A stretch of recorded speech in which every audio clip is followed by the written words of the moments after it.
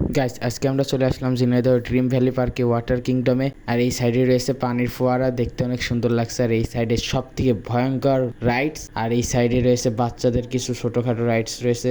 সব মিলে এই জায়গাটা আমার কাছে ভালো লাগছে। সব থেকে ভয়ঙ্কর জায়গাটি হলো এইটা।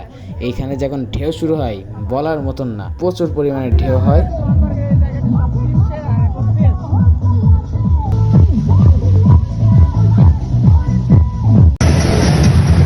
আমাদের ওয়েব শুরু হয়ে গেছে, আপনারা দেখতে পাচ্ছেন অনেক ঢেউ।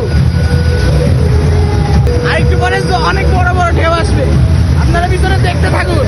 অনেক ঢেউ গাইস, সত্যি কথা বলতে অনেক ঢেউ। গাইস, এখন আমাদের সুইমিং করা শেষ, আমরা এখন রেডি হয়ে বাসায় যাচ্ছি। এই হলো আমাদের ওয়াটার কিংডমের লুক। আজকে এই পর্যন্তই। আর এরকম মিনি ব্লগের জন্য অবশ্যই চ্যানেলকে সাবস্ক্রাইব করে দেবেন।